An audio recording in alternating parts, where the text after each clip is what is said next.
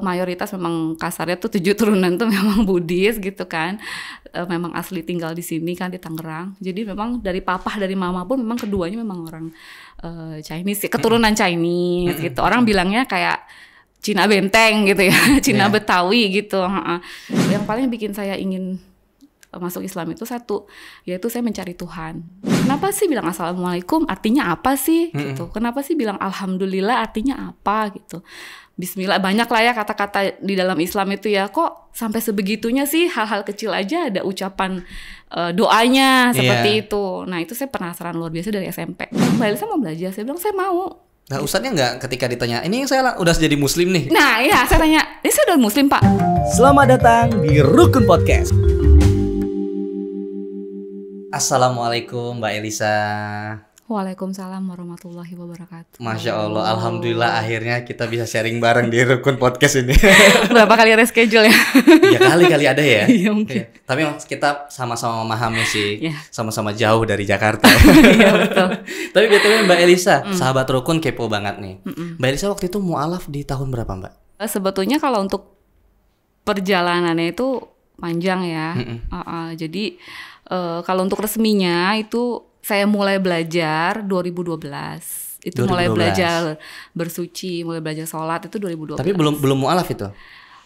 Jadi ceritanya gini, waktu saya kuliah itu, saya ada teman kuliah. Saya cerita tentang pengalaman saya ke beliau gitu. Saya cerita, atau cerita dari awal dulu aja kali ya? Boleh. Monggo. Ya jadi ceritanya tuh sejak SMP tuh memang saya tuh berada di lingkungan yang memang mayoritas Islam, Muslim gitu, di sekolah gitu ya. Daerah mana Mbak? Kalau Serpong. Tangerang Selatan gitu.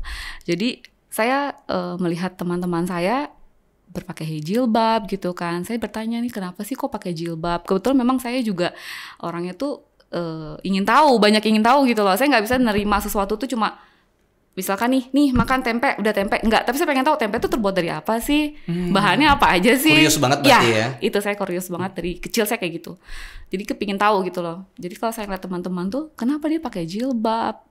Kenapa dia sholat? Kenapa dia puasa? Gitu. Terus bahkan sampai hal-hal kecil pun itu selalu ada di pikiran saya gitu. Kayak misalkan, kenapa sih bilang insya Allah? Kenapa sih bilang bismillah? Kan kalau orang Islam kan sangat familiar dengan kata-kata seperti itu ya. Itu saya sangat penasaran luar biasa waktu saya kecil gitu loh. Kenapa sih bilang Assalamualaikum artinya apa sih gitu? Kenapa sih bilang Alhamdulillah artinya apa gitu? Bismillah, banyak lah ya kata-kata di dalam Islam itu ya. Kok sampai sebegitunya sih, hal-hal kecil aja ada ucapan doanya seperti itu. Nah itu saya penasaran luar biasa dari SMP. Cuma karena memang saya berasal dari keluarga yang memang udah kasarnya 7 turunan memang Buddhis ya. Saya sebelumnya Buddhis. Sama sekali belum ada yang di agama lain? Setahu saya belum ada. Belum ada kakak tiri saya memang. Tapi ini hampir dekat dengan saya juga waktu dia mau nikah gitu. Jadi mayoritas memang kasarnya tuh 7 turunan tuh memang Buddhis gitu kan. Memang asli tinggal di sini kan di Tangerang. Jadi memang dari papa dari mama pun memang keduanya memang orang Chinese, keturunan Chinese gitu. Orang bilangnya kayak Cina Benteng gitu ya, Cina Betawi gitu. Jadi memang ya saya cukup ingin tahu aja, belum berani untuk belajar. Karena kan masih SMP, masih gimana ya, masih pengenalan main-main lah terhadap sosial ya, gitu ya. Akhirnya beranjak lagi singkat ceritanya ya ke SMA. SMA itu makin saya penasaran lagi kan. Sebelah kelas saya tuh masjid sekolah. Gitu. Masjid itu musola sekolah. Persis di sebelah kelas saya itu. Saya suka lihat orang yang mau sholat. Kenapa dia wudhu sih, bersih-bersih, dia masuk ke masjid aja dia wudhu gitu kan. Kenapa? Jadi saya membandingkan dengan saya yang sebelumnya. Kok saya enggak ya, yang di situ kok saya enggak gitu. Terus di situ kok saya enggak ada ucapan doa-doa yang memang detail gitu ya.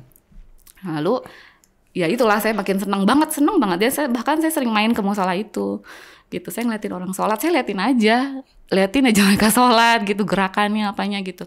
Terus mereka wudhu gitu, saya senang sekali lihat itu gitu. Terus ya makin saya penasaran. Udah gitu kan kalau misalkan di SMA tuh kan juga pelajaran agama kan kita tetap ikut ya, agama Islam tetap ikut. Tetap ikut, nggak disuruh keluar gitu maksudnya? Nggak, karena saya di sekolahan waktu SD, SMP sampai SMA masih saya ikut. Berarti secara tidak langsung belajar Islam juga ya waktu di kelas? Iya, sebenarnya nggak harus sih, boleh keluar. Tapi sebentar saya mau ikut Waktu SD pun saya itu misalkan belajar pelajaran agama Islam nih. Gurunya tuh yang nyuruh saya nulis papan tulis. Jadi saya tuh juru nulis di papan tulis dari SD, SMP, SMA tuh saya nulis papan tulis, nulis huruf Arab itu saya udah mulai terbiasa ya. Karena mungkin saya suka seni juga kan ya, jadi nulis gitu. Jadi memang seneng, nggak tahu ya, seneng lah pokoknya yang berbau dengan Islam gitu. Ya udah akhirnya di SMA itu sekitar kelas 2 SMA lah ya, saya ada mimpi gitu ya, ini Wallahualam ya, mimpi di situ saya ngucapin kalimat syahadat dengan jelas, singkat, lengkap. Tapi di luar mimpi itu saya nggak bisa ngucapin itu, nggak tahu maksudnya, nggak tahu kan gitu. Tapi di mimpi itu saya betul-betul. Tapi ngerti artinya maksudnya syahadat itu? Nggak ngerti. Okay. Saya nanya sama teman-teman itu apa sih gitu, ya kan? Ya itu kalimat syahadat gitu. Jadi kayak mimpinya tuh kayak tiba-tiba gitu sekitar jam 2 malam.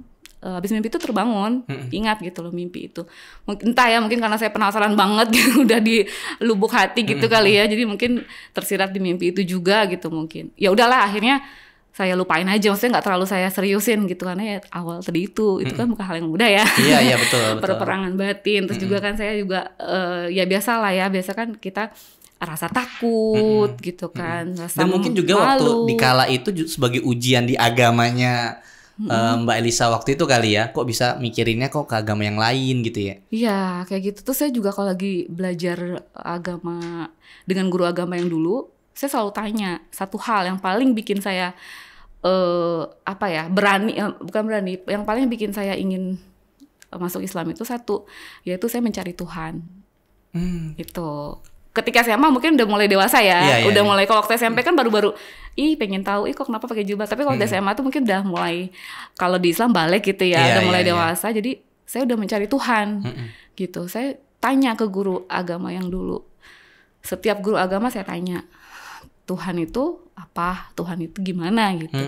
Dan sampai detik itu sih saya belum dapat jawaban yang memuaskan saya waktu itu. Gitu. Tapi apa akan ada pemikiran terkait keyakinan sebelumnya? Terkait ketuhanan gitu? Ya karena memang di sebelumnya kan tidak dibahas ya. Sama sekali. Makanya ini jadi jawabannya kan ya bahwa, gak apa-apa saya bilang ya, bahwa Sang Buddha itu kan guru ya, sebagai guru gitu. Ya ajaran Buddha itu sangat baik ya kan, cinta kasih, welas asih gitu ya, kasih sayang gitu. Tapi ketika saat itu saya sangat penasaran dengan Tuhan, saya mencari Tuhan gitu. Dan saat itu saya belum terjawab gitu. Saya nanya sampai ke guru-gurunya pun juga belum menjawab itu gitu.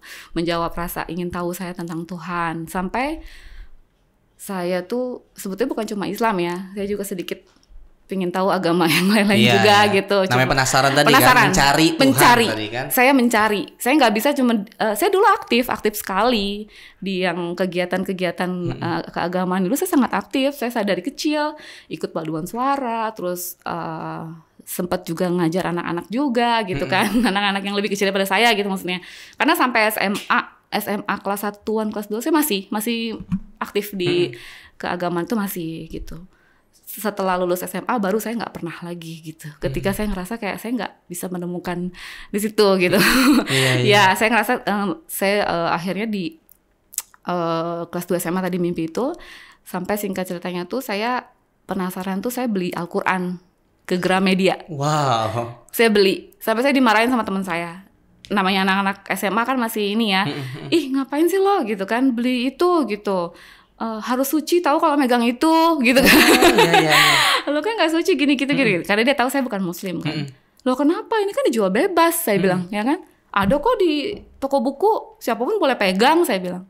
Saya orangnya nggak bisa gitu mas dibilang orang tuh gimana ya, mau dibilang keras tuh nggak tahu ya, tapi maksudnya saya nggak bisa disalahkan jika saya merasa nggak salah. Logik banget ya kan. Kalau misalnya sesuatu nggak logika ya kenapa gitu jadi pertanyaan. Kenapa itu dijual bebas kok, siapapun boleh buka, siapapun boleh pegang. Saya bilang kenapa gitu, kenapa nggak boleh? Makin digituin sama teman saya makin penasaran dong. Ya kan, saya beli aja. Saya ingat banget, saya tadi mau bawa saya lupa. Saya mau bawa masih ada bukunya kecil gitu, harganya 54.000. Saya beli, saya baca. Ternyata memang sih nggak semudah itu lah baca itu gitu kan. Ternyata memang pas saya buka ya emang pusing sendiri ya kan. Baca di ayat berapa waktu terjemahannya itu? Nah nggak usah buka banyak-banyak ya kan, karena kan memang Al-Quran itu kita nggak tahu ya cara buka bacanya kan, depan belakang tuh beda ya. Kiri kanannya ya. Iya, nah saya bacanya tuh kebalik kan, jadi saya baca ayat yang belakangan dulu tuh. Iya. Surat An-Nas, surat Al-Ikhlas ya. Itulah yang membuat saya di situ dibilang kan di surat Al-Ikhlas. Udah cuma baca itu aja saya langsung Tuhan tuh ada di sini. Gitu. Jadi saya ini Tuhannya ada di sini. Ini dibahas Tuhan nih gitu. Jadi saya ngerasa jadi yang saya cari ini di sini gitu. Tuhan itu kan yang ya waktu kita sekolah kan ya upacara gitu kan. Tuhan yang Maha Esa, ya kan, gitu kan. Semua kan sebutnya Tuhan terus tuh, Tuhan yang Maha Esa, terus Tuhan yang Maha Kuasa. Itu saya penasaran banget Mas, luar biasa penasarannya saya itu kan. Tuhan itu gimana gitu kan. Dan saya lihat berarti di sinilah di Islam ini memang betul-betul diajarkan gitu ya, maksudnya betul-betul Tuhan itu ya memang Tuhan yang Maha Esa tuh ada di Islam gitu loh. Tauhid lah gitu ya kalau kita sekarang kan, itu kalau bahasa umumnya dulu kita kan taunya Tuhan yang Maha Esa gitu kan. Iya, jadi disitulah saya ngerasa pas saya megang Al-Quran itu saya baca itu, saya itu belum muslim sama sekali, belum gitu. Itu masih panjang Mas. Penasarannya luar biasa ya. Luar biasa. Saya nggak bisa, saya sampai detik ini pun maksudnya nggak bisa kalau misalkan dikasih satu hal tuh saya pengennya tahu banget gitu, lebih dalam gitu kan. Ya udah akhirnya setelah beli Al-Quran itu baca, terus akhirnya mimpi pakai jilbab saya. Terus akhirnya pas kuliah, sebetulnya lama sih ya prosesnya, karena waktu itu kan saya juga kan sedang dalam ya sebelum masuk Islam kan kita ya taunya kan duniawi ya. Duniawi terus yang dikejar ya. Jadi sempat ke skip sih sebetulnya saya rasa penasaran saya tentang ketuhanan dengan keduniawian saya yang besar. Itu pas mana kuliah? Pas lulus SMA. Pas lulus SMA. Pas lulus SMA kan udah mulai pikiran cari duit. Dan masih muda banget gitu kan, dengan mengetahui dunia baru setelah lulus ya. Iya, jadi ketika kebetulan memang background keluarga mama saya itu kan ditinggal sama papa. Jadi papa saya tuh nikah lagi gitu.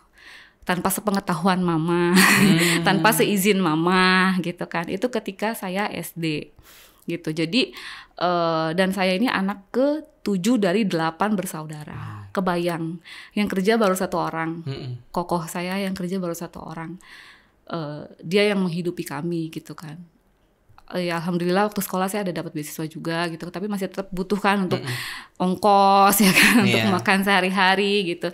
Jadi pikiran saya saat itu ketika saya lulus SMA tuh saya berpikir saya harus kerja, saya harus cari uang, saya harus bahagiain mama.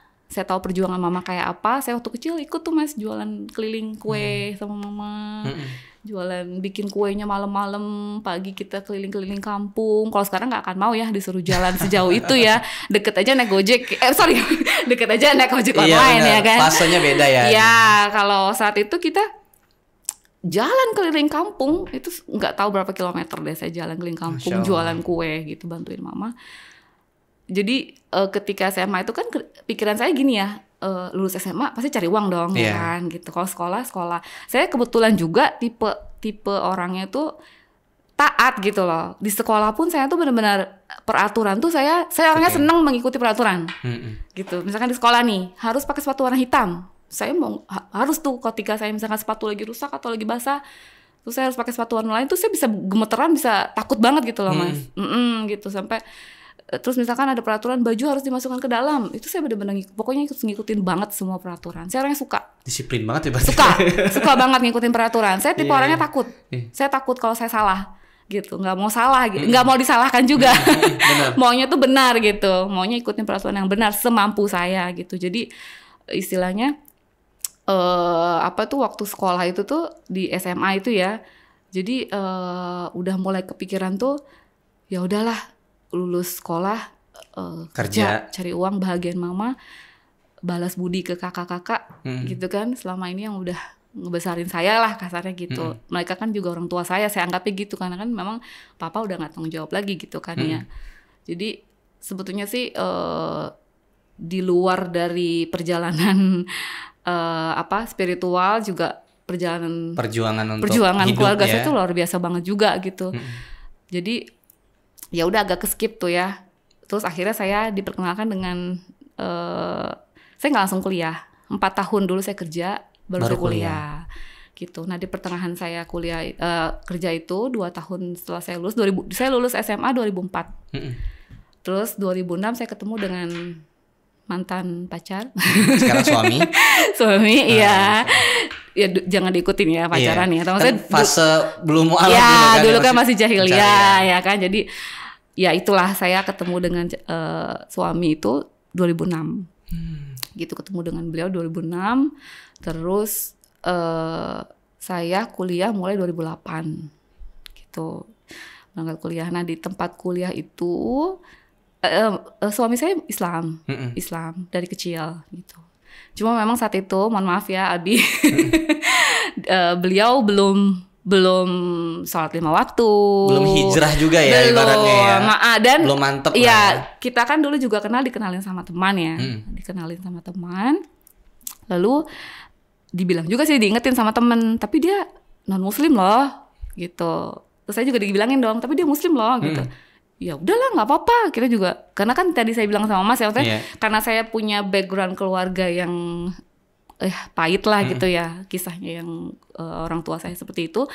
Jadi di pikiran saya tuh saya nggak kepingin menikah, maksudnya nggak menikah apa sih gitu kan. Belum sampai situ lah pemikirannya. Iya, maksudnya takut untuk menikah, punya anak. Jadi saya pikirnya cuma pengen kerja, cari uang gitu lah ya.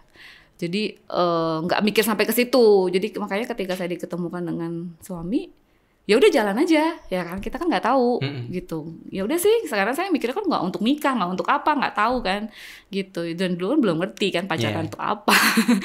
Belum tahu zina, belum tahu dosa kan, belum tahu gitu kan. Jadi ya udah jalan dengan beliau itu. Akhirnya maksud saya ketika saya ketemu beliau tuh memang saya belum muslim gitu. Soalnya kan sekarang kan banyak yang bilang nikah masuk Islam karena nikah ikut suami ya, gitu. Masuk Islam ikut suami ya. Itu saya mau jawab kayaknya panjang, tapi saya nggak jawab kayak gimana, ya kan? Nggak semudah itu gitu. Betul. Masuk Islam itu perjalanan itu nggak seperti itu. Maksudnya saya bukan ikut suami gitu, saya ikut Tuhan gitu, ikut Allah. Dan gitu. itu jauh dari menikah kan? Kita menikah tahun 2014 berarti kan? Ini 2006. Saya hampir 8 tahun pacaran, jangan ditiru ya. 8 tahun pacaran dengan suami. Nah ketika di kuliah itu di semester 5-an ya, saya ketemu dengan laki-laki yang Masya Allah, saya kagum dengan beliau. Karena beliau nggak jabatan tangan dengan perempuan, beliau nggak menatap gitu ya. Terus puasanya apa gitu. Pokoknya saya menyukai dengan kepribadiannya gitu. Tapi saya baru lihat tuh ya yang orang Muslim seperti itu. Maaf ya, maksudnya Muslim kan juga maksud saya. Jangan lihat Islam itu dari orangnya, karena beragam-ragam orangnya. Ya, jadi selama ini mungkin orang-orang mengira, mohon maaf gitu, misalkan Islam tuh kayak gini, yaitu dia tadi, kita jangan lihat Islam itu dari orang yang beragama Islamnya, tapi kita lihat ajaran Islamnya itu, kita lihat ajarannya dari Allah gitu kan, Al-Quran, Sunnah, Hadis, kita belajar dari situ, bukan belajar dari orangnya. Kalaupun ada orang yang menerapkan, nah itulah yang harus dicontoh. Karena kan tergantung ya, bukan agama Islam aja sih, mungkin semua agama keyakinan juga. Yang lain juga seperti itu. Keyakinan yang lain juga seperti itu gitu. Jadi ketika saya melihat beliau, ya saya jadi kayak kepanggil lagi, Mas. Saya sempat ke-skip tuh. Akhirnya muncul lagi nih. Iya, sempat ke-skip gitu kan, lama waktu karena saya mengejar, saya mau kerja, kuliah, kerja. Duit gitu kan, uang gitu kan. Pokoknya mau kerja, mau sukses, mau jadi wanita karir, mau sukses, mau cari uang, mau gitu. Jadi intinya sih dulu tuh saya orang yang sangat ambisius banget. Maksudnya apa yang kepingin saya capai itu harus dicapai gitu loh.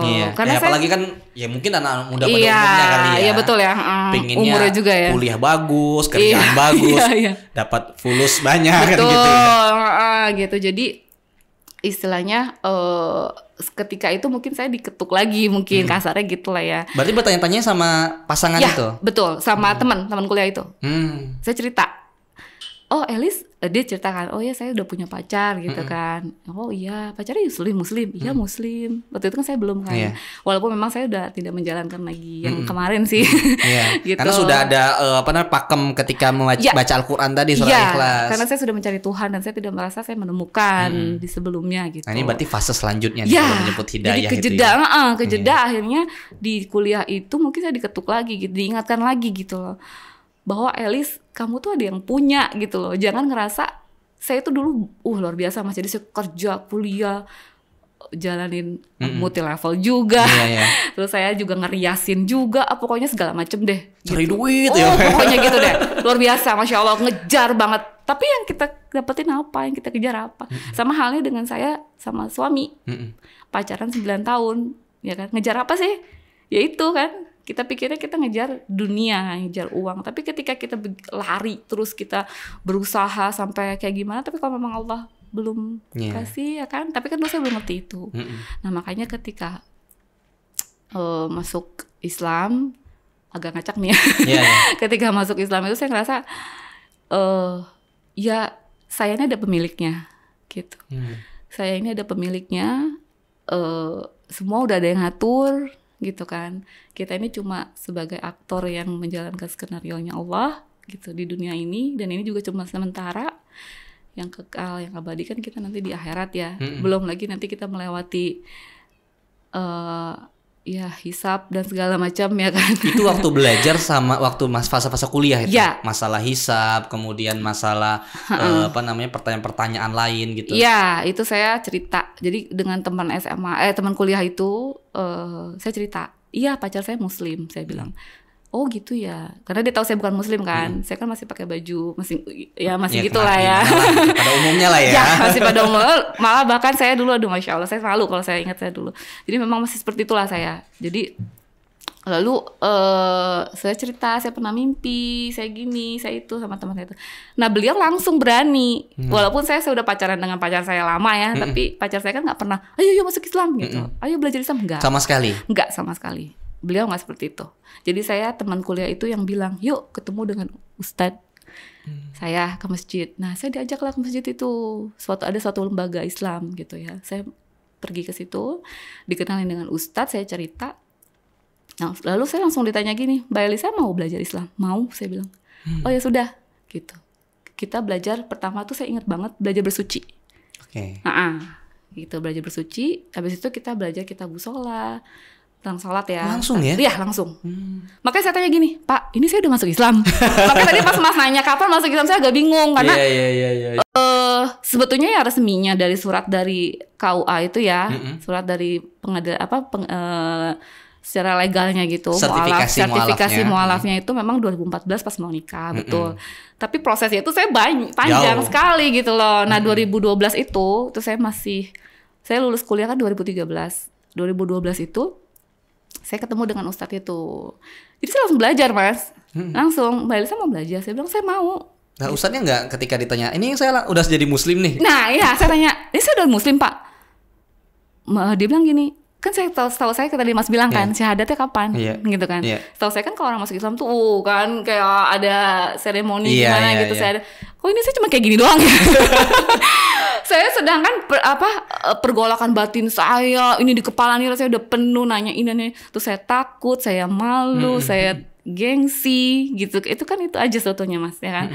Walaupun sebetulnya dalam hati saya itu saya sudah mencari Tuhan, tapi kan untuk mengalahkan rasa tadi itu ya, takut, malu, gengsi dan lain-lain itu kan tuh sulit banget gitu, luar biasa. Saya berarti kalau saya hitung tuh dari SMA sampai itu sekitar dari SMP malah kan? Iya dari SMP sih memang SMP sih baru pengen tahu ya.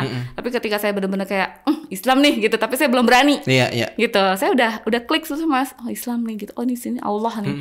Gitu. Tapi saya belum berani. Ada dari 2008. SMA 2004 SMA. 2004 ya? SMA 2004. Udah hampir 10 tahun berarti kan? 8 tahun kalau 2012 saya hitung 7 tahunan. 7 tahunan pergolakannya saya itu segitu Mas. Yang saya kosong tuh. Jadi saya ke agama saya yang lain, yang sebelumnya juga sudah enggak. Ke Islam juga saya belum berani. Transisinya ngambang itu 7 tahun. Wow. Nah sampai akhirnya ikut belajar sholat, wudhu, sama betul. Ustadz mau gitu kan. Nah yang membuat akhirnya yaudah saya mau syahadat deh. Itu apa? ketika saya di lembaga itu, nah itulah Mas. Ketika kita masuk Islam, kan bukan cuma selesai masuk Islam. Justru itu kan awal ya, permulaan gitu. Dan saya pun sempat kaget dan shock. Kenapa? Ternyata di Islam itu kan juga ada beberapa ini ya, maksudnya ada lembaga-lembaga, ada beberapa apa sih? Kayak apa? Cara memahami ya, pandangan-pandangan gitu ya. Golongan-golongannya juga kan beda-beda gitu. Saya juga kaget, oh ternyata beda-beda ya gitu. Enggak, terserah deh, pokoknya saya mau Al-Quran, pokoknya saya mau ke Allah gitu. Saya nggak peduli misalkan. Tapi nggak ragu tapi itu ya? Enggak, oh, iya. enggak. Karena tadi mungkin kan saya tipe orang yang suka banget belajar. Nih saya ini kalau dapat sesuatu hal yang baru tuh Mas kayak dapat apa ya, makanan baru yang gimana ya, saya orangnya haus banget gitu loh. Jadi kalau misalkan dapat ilmu baru tuh saya seneng banget gitu. Saya pengen belajar, pengen tahu gitu. Jadi ketika Ustadz tuh bilang, saya nanya kan, saya Islam nih Pak gitu. Waktu itu sih Ustadznya bilang gini, Mbak Elisa Islam atau tidak itu Allah yang tahu gitu. Ya karena hidayah. Iya gitu. Jadi sekarang Mbak Elisa belajar aja dulu. Mungkin gini kali ya, kalau saya ambil hikmahnya dari, saya sih nanya sama teman saya, mungkin gini, dia mau ngeliat keseriusan saya dulu. Takutnya cuman kayak sekedarnya aja gitu. Takutnya cuma pengen aja, taunya mundur gitu. Padahal enggak. Saya untuk memutuskan iya, saya mau belajar itu juga saya bener-bener gimana ya mengungkapkannya Mas. Aduh, kayaknya nggak akan ada yang tahu deh. Ini juga saya baru sharing di sini.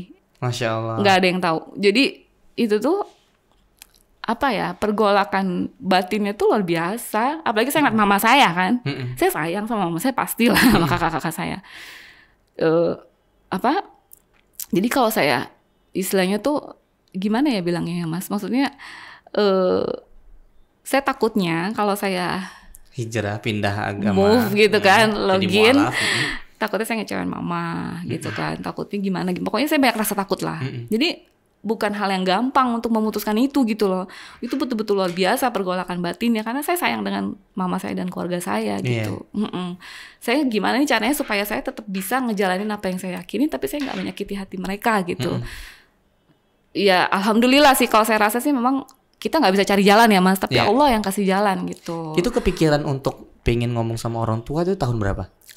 Ketika mau nikah. Ketika mau nikah? Iya. Oh, berarti 2012 itu ibaratnya sudah seorang mualaf, seorang muslimah. Tapi 2014 itu berarti baru akan komunikasi sama orang tua. Saya masih sembunyi. Maksudnya saya sholat masih nyontek.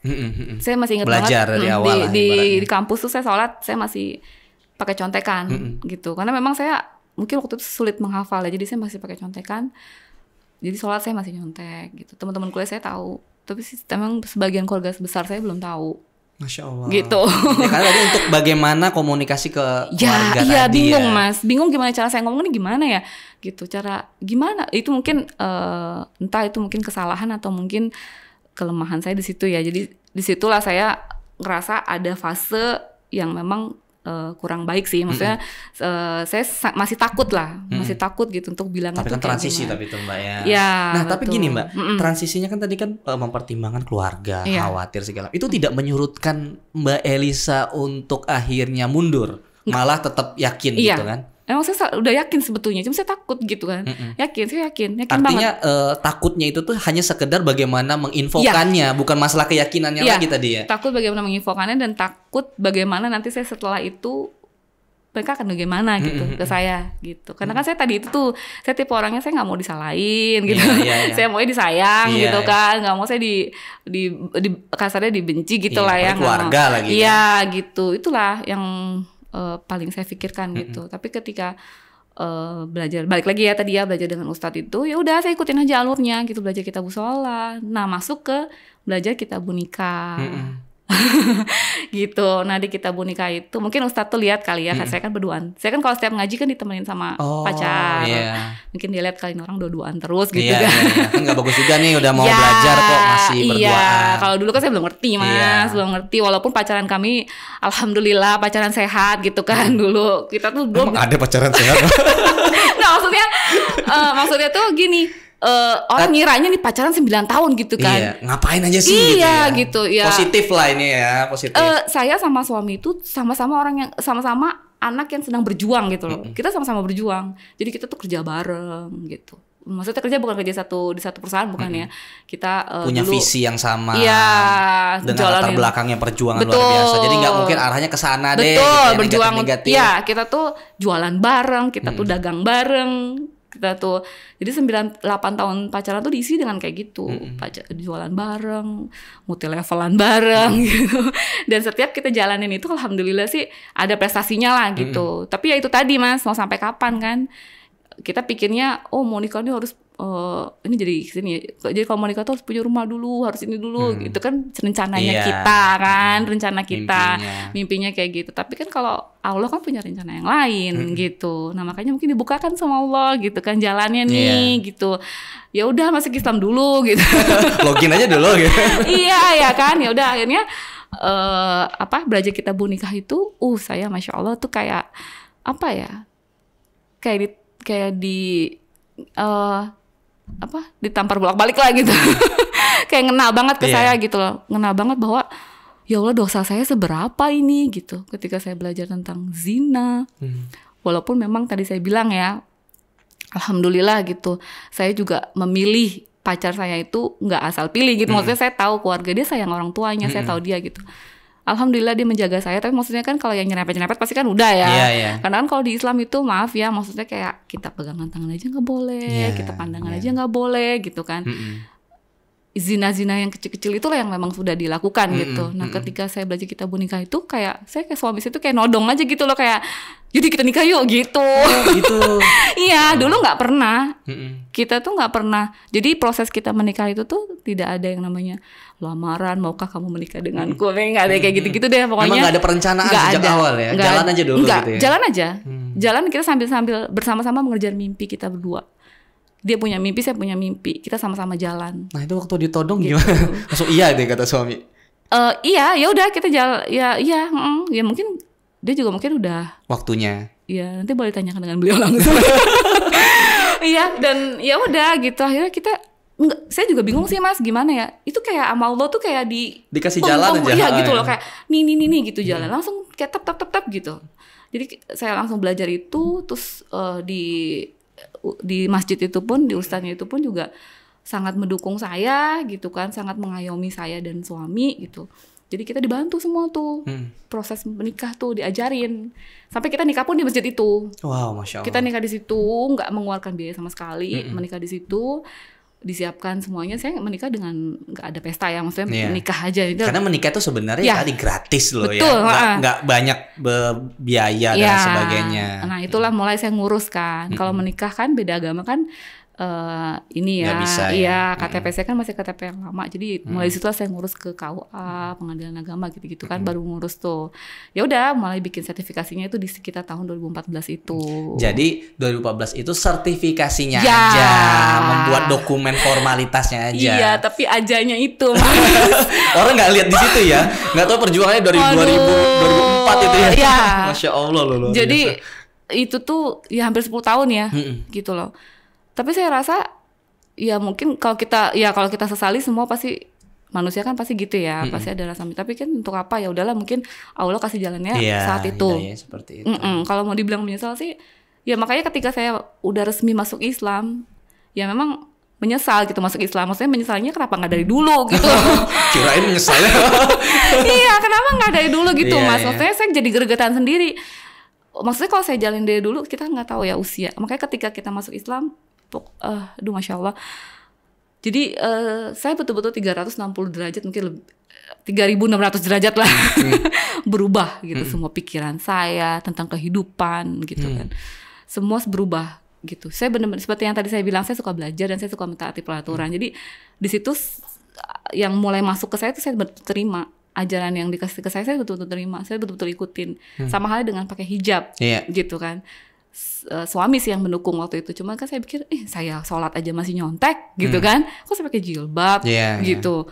Maksudnya malu, takutnya nanti saya malu-maluin pertimbangannya waktu itu ya, malu-maluin agama Islam gitu kan. Tapi ternyata bukan itu gitu. Ternyata hijab tuh memang udah perintahnya dari Allah langsung gitu kan. Dan kewajiban juga. Kewajiban gitu. Jadi ya udah pakai jilbab dulu aja gitu. Selamat datang di Rukun Podcast.